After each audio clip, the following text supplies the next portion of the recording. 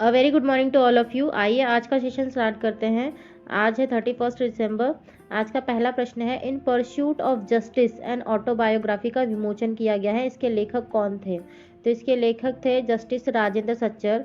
दिवंगत जस्टिस राजेंद्र सच्चर के परिवार ने इंडियन सोसाइटी ऑफ लॉ और द इंडियन लॉ इंस्टीट्यूट के साथ मिलकर स्वर्गीय जस्टिस राजेंद्र सच्चर द्वारा लिखित इस पुस्तक का विमोचन किया है। इस पुस्तक को उनके मरणोपरांत प्रकाशित किया गया है। ठीक है, याद रखना है इस पुस्तक के लेखक कौन है, जस्टिस राजेंद्र सच्चर, जो कि अब नहीं है। क्वेश्चन नंबर 2 पे आते हैं। क्वेश्चन नंबर 2 है, डीआरडीओ निम्न में से किनको डीआरडीओ के scientist of the year award से सम्मानित किया गया है?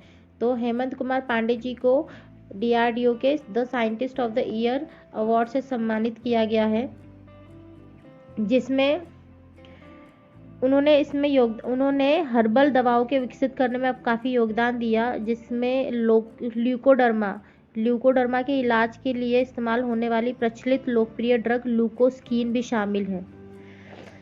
रक्षा मंत्री राजनाथ सिंह ने हाल ही में आयोजित एक कार्यक्रम के दौरान वैज्ञानिकों को प्रतिष्ठित पुरस्कार से सम्मानित किया, जिसमें 2 लाख रुपए का नगद पुरस्कार और प्रमाण पत्र शामिल है। ठीक है, याद रखना है क्या scientist of the year award से किसे सम्मानित किया गया? हेमंत कुमार पांडे जी को। ठीक है, क्वेश्चन नंबर 3 पे चलते हैं। क्वेश्चन नंबर 3 है हमारा, केंद्रीय सड़क परिवहन राजमार्ग मंत्री नितिन गडकरी ने किस राज्य में एक बहु मॉडल लॉजिस्टिक पार्क स्थापित करने की घोषणा की है? तो किस राज्य में स्थापित करने की घोषणा की है? असम में ये राजमार्ग स्थापित होगा, बहु मॉडल लॉजिस्टिक पार्क स्थापित होगा। ठीक है, जिसका निर्माण सिलचर द्वारा किया गया है। सिलचर सौराष्ट्र राजमार्ग के बायोचौरा और हेरंगा जाओ सेक्शन को मार्च 22 तक पूरा कर लिया जाएगा।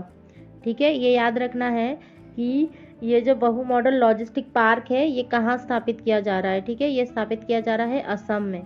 क्वेश्चन नंबर 4 पे आते हैं। क्वेश्चन नंबर 4 है हमारा, किस राज्य में विश्व प्रसिद्ध बांधवगढ़ टाइगर रिजर्व में भारत की पहली hot air balloon wild life safari की शुरुआत की गई है? ठीक है, तो किस राज्य में इसकी शुरुआत की गई है? इसकी शुरुआत की गई है मध्य प्रदेश में। ठीक है, मध्य प्रदेश, हमको पता होना चाहिए कि जो बांधवगढ़ टाइगर रिजर्व है वो मध्य प्रदेश में आता है, इसलिए इसका आंसर मध्य प्रदेश होगा।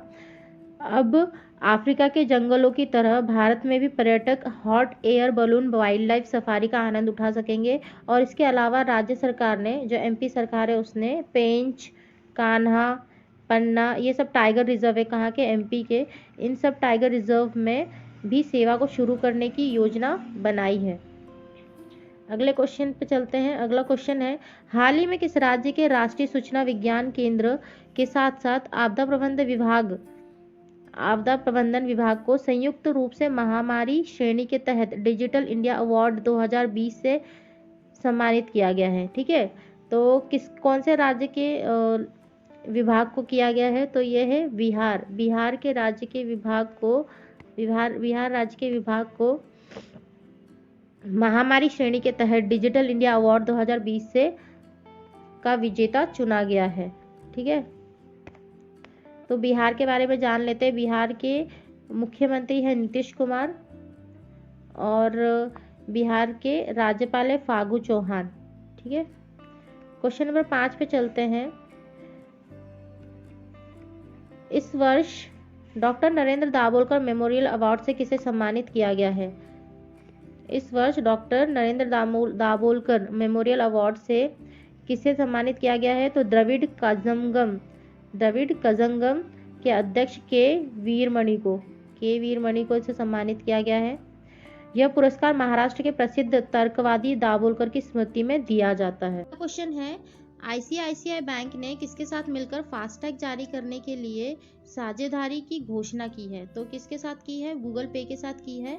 और इस घोषणा के बाद आईसीआईसीआई बैंक और फास्टैग जारी करने के लिए गूगल पे के साथ हाथ मिलाने वाला पहला बैंक बन गया है। इसके बाद ग्राहक अब गूगल पे ऐप के जरिए आईसीआई बैंक फास्टैग को ऑर्डर, ट्रैक और रिचार्ज कर सकेंगे। ठीक है, याद रखना है ये पहला बैंक है जिसने गूगल पे के साथ मिलकर फास्टैग जारी किया है।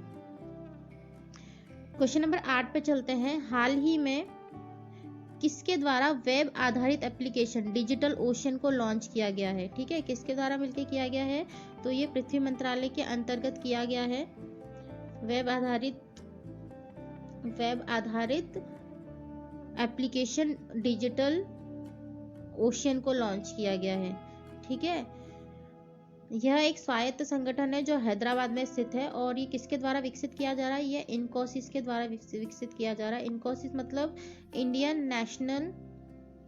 National centre for ocean information services, इसके द्वारा ये विकसित किया जा रहा है। क्वेश्चन नंबर 9 पे आते हैं। क्वेश्चन नंबर 9 है हमारा, निम्नलिखित में से कौन सा विकल्प ग्रीन हाउस गैस नहीं है? तो हमको पता होना चाहिए कि ऑक्सीजन गैस है, ये ग्रीन हाउस गैस नहीं है। ग्रीन हाउस गैस के कारण वायुमंडल में स्थित ओजोन जो परत होती है उसको क्षति पहुंचती है। ठीक है, और ग्रीन हाउस गैस के कारण हमारी पृथ्वी का टेम्परेचर भी बढ़ता है। हम लोग को पता है ग्रीन हाउस गैस क्या है। क्वेश्चन नंबर 10, स्टेनलेस स्टील का आविष्कार किसने किया था? तो इसका आविष्कार किया था हैरी बियरली ने इसका आविष्कार किया था। इसमें 15 से 20% क्रोमियम और 8 से 10% निकेल तथा साधारण स्टील मिला होता है। क्रोमियम के कारण इसमें जंग नहीं लगता है। ठीक है, स्टेनलेस स्टील की बात हो रही है यहाँ पे। उसमें क्या होता है? इसमें क्रोमियम भी होता है, इसमें निकेल भी होता है और साधारण स्टील होता है और क्रोमियम ऐसा होता है कि जिसके कारण इसमें जंग नहीं लगता। ठीक है, तो फ्रेंड्स आज के 10 क्वेश्चन यही थे। Thank you so much.